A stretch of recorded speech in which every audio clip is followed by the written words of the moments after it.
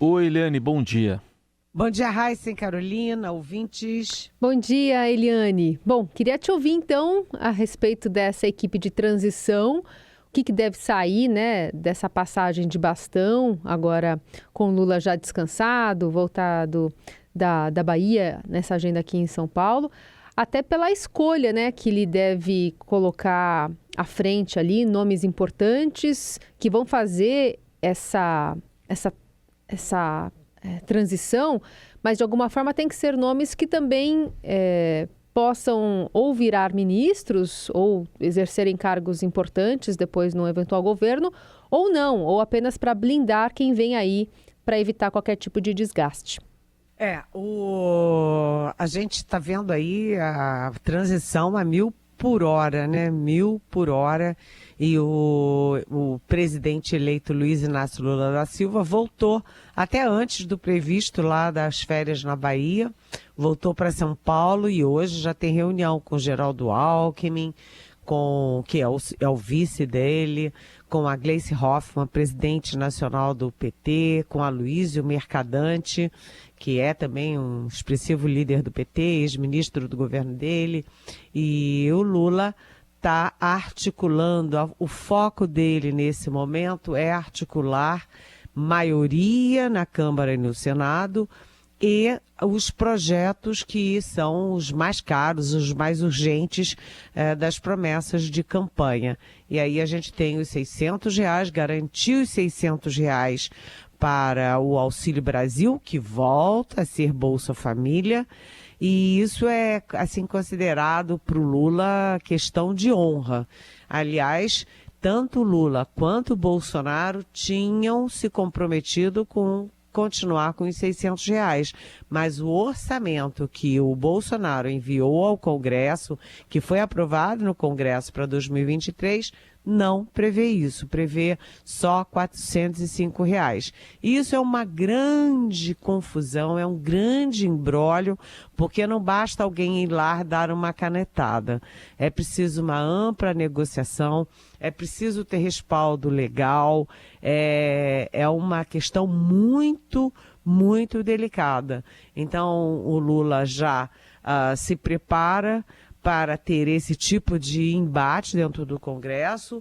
Ele também se prepara para vir a Brasília já amanhã, vai ter encontros com o presidente da Câmara, Arthur Lira, presidente do Senado, Rodrigo Pacheco, presidente do Supremo Tribunal Federal, Rosa Weber, enquanto a equipe dele já vai ocupando o CCBB, aquele Centro Cultural do Banco do Brasil, onde acontecem já têm acontecido as transições de governo. Então a equipe dele já está se instalando lá, já tem as mesas, as cadeiras, os telefones, e a equipe está chegando lá. E o Lula vai, enquanto a equipe trabalha tecnicamente, ele trabalha politicamente para ter uma chegada confortável em Brasília para assumir o governo dia 1º de janeiro de 2023. Agora, quanto aos nomes dos ministérios, muita especulação, nenhuma certeza, gente. Bom, Eliane, ainda nessa discussão do Bolsa Família, né, vai voltar a ser Bolsa Família de R$600, estão discutindo, como você citou aí, até juridicamente, se o melhor caminho é por meio de emenda à Constituição ou medida provisória, né? O que pode sair de hoje lá desse encontro? Olha, o Lula eu acho que ainda não vai ter muita certeza sobre isso. Ele pode dar indicações, mas eu conversei com os dois lados. Quem defende que seja por PEC, por proposta de emenda constitucional, e por quem defende uma medida provisória. E claro que a diferença entre os dois, né, é que uma emenda à Constituição exige um quórum muito mais qualificado, né, 309 votos 308 votos na Câmara dos Deputados e 49 votos no Senado Federal. São 3/5 da Câmara, 3/5 do Senado, em 2 votações, de primeiro e segundo turno. Já a aprovação de uma medida provisória é muito mais simples. E, além disso, a medida provisória entra automaticamente em vigor, sem votação nenhuma, e se não for aprovada pelo Congresso em até 4 meses, aí sim ela cai em desuso. Então a medida provisória é muito mais fácil, vamos dizer, muito mais indolor. Mas aí é que está. Há dúvidas se é suficiente ou se para criar esse tipo de gasto não previsto, se isso significa que precisa mexer na Constituição. Então, eles estão lá quebrando a cabeça. O Geraldo Alckmin é todo muito, vamos dizer, ele é muito consciente, ele foi governador 3 vezes, ele é muito cauteloso, muito moderado, e ele fez o certo, porque na semana passada ele já se reuniu com o Tribunal de Contas da União, com o presidente do tribunal, aliás, com o Bruno Dantas, e levando também dois personagens chaves do Senado, o consultor geral e o consultor de orçamento do Senado Federal, para saber se pode ser por medida provisória. Se for medida provisória, cria-se o crédito especial, crédito excepcional, e isso facilita tudo, né? E você pode fatiar as propostas urgentes do Lula. Tem R$600, mas tem também garantir recursos para o farmácia popular, garantir recursos para merenda escolar, tem a criação de R$150 para cada criança, né, cada jovem de famílias que recebem o Auxílio Brasil, enfim. A questão jurídica está pegando fogo e ninguém quer correr o risco de errar na questão jurídica, aí você tem um trabalhão para aprovar, aprova, e aí a oposição judicializa, leva lá para o Congresso. Então, é uma discussão muito importante. Vamos ver se o Lula bate o martelo hoje ou se ele autoriza a continuação das negociações. Muito bem. Bom, vamos seguir acompanhando também essa fase importante e também a escolha dos nomes que devem guiar essa conversa, né? Você acredita, Eliane, que já nesses próximos dias a gente saiba, especialmente o nome de quem vai guiar a área econômica do governo? Há uma expectativa, né, de ser alguma coisa mais liberal. Olha, não tem nenhuma, é aquilo que eu falei lá no início, Carolina. Tem muitas e muitas suposições, né? Tem aí uma bolsa de apostas, sim, mas ninguém tem certeza.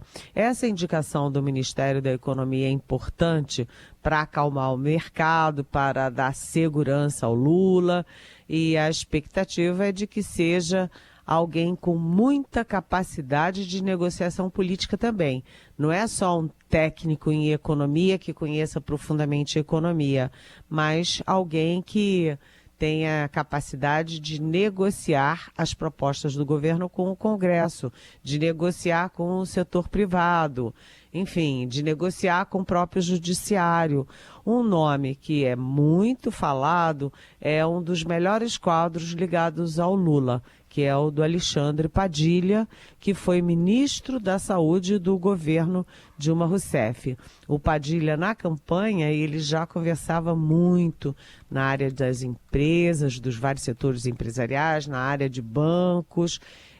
Então, ele é um homem muito capacitado para isso. Além disso, a gente sabe que o Lula está trazendo, né, para a equipe de transição grandes economistas, os melhores economistas do país, e convidou, por exemplo, o Pércio Arida e o André Lara Rezende, que são nada mais nada menos que os pais do Real. Então, mesmo que seja o Alexandre Padilha, que é um quadro do PT, ele não vai estar fazendo tudo só o que o PT quer, o que ele quer. Vai ter muito amparo em forças do mundo econômico, do mundo da formulação econômica, que não são petistas, que, ao contrário, são ligados ao PSDB e que são considerados os melhores economistas do país. Análise política com Eliane Cantanhede, direto de Brasília. A gente vê aí um ou outro protesto ainda, né, pedindo golpe, intervenção militar, mas o fato é que a transição já está correndo solta, como você destacou aí no primeiro bloco, Eliane, e mais que isso, o Lula já começa a colher apoios no Congresso? Exatamente. A gente vê que teve aquela, sabe, ação criminosa dos caminhoneiros bloqueando o país, né, em praticamente todos os estados, bloqueando as estradas, bloqueando a distribuição de frutas, legumes, gasolina, etc. No meu bairro chegou a faltar gasolina aqui em Brasília. Né? Eu estou de volta em Brasília, aliás, de volta para minha casa depois de 2 meses fora. Mas a gente vê também que pessoas estão ainda às portas dos quartéis pedindo a volta da ditadura militar, e elas levam suas crianças, deseducando as crianças, educando as crianças para golpismo, para antidemocracia. É uma coisa horrorosa. Mas deixa elas lá fazendo papel de bobas na frente dos quartéis, e nem os militares querem ouvir falar nisso. Deixa elas lá fazendo papel de bobas, porque no Congresso Nacional as negociações vão de vento em popa.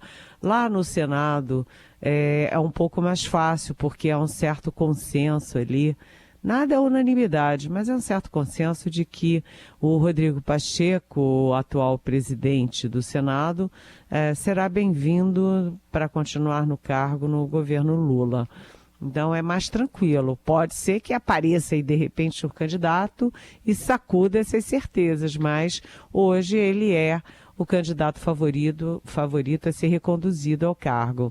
E os senadores ligados ao Lula já têm uma lista de 51 senadores, 51 dos 81, que poderiam ajudar na governabilidade.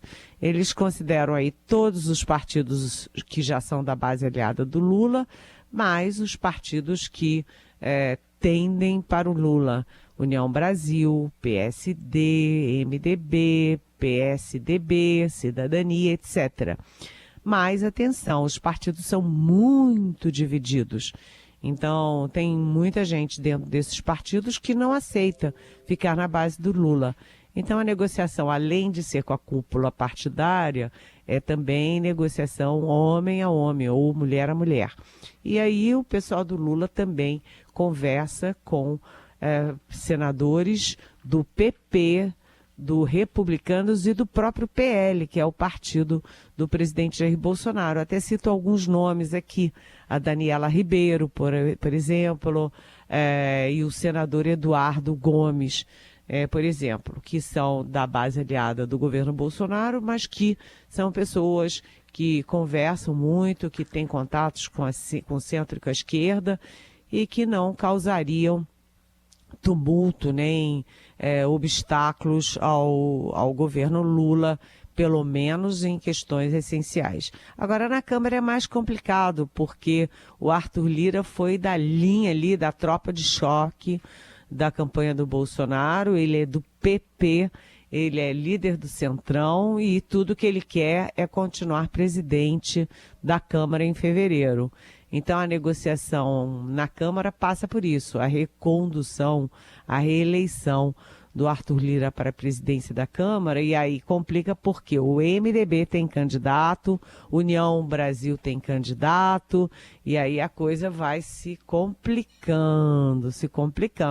Mas as conversas estão indo muito bem. O Ciro Nogueira do PP é muito ligado ao Arthur Lira, do PP e do Centrão. Ele já vem conversando com a equipe de transição, não está impondo nenhuma barreira a uma transição tranquila.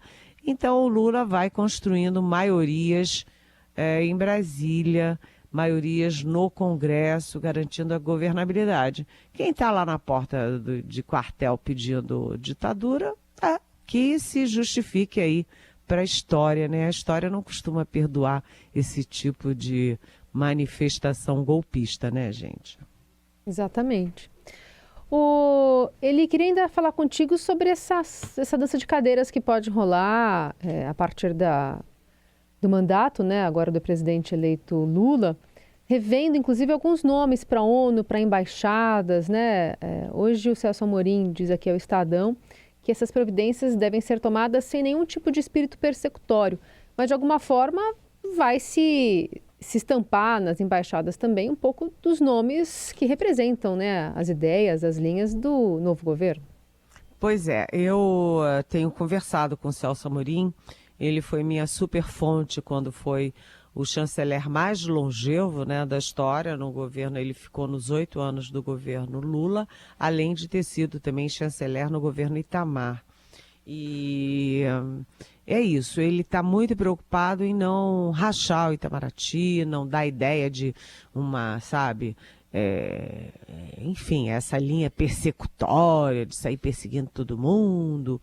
Ele não quer que isso pareça. E ele já conversou com o chanceler, o Carlos França, o chanceler do Bolsonaro, para fazer uma transição tranquila. Mas, obviamente, né, tem embaixadores que são inadmissíveis em cargos chaves no governo Lula, como, por exemplo, o Néstor Foster, que é o embaixador em Washington e que era olavista, ligado ao Olavo de Carvalho, com viés ali monarquista, ou seja, não tem o menor sentido manter Néstor Foster em Washington.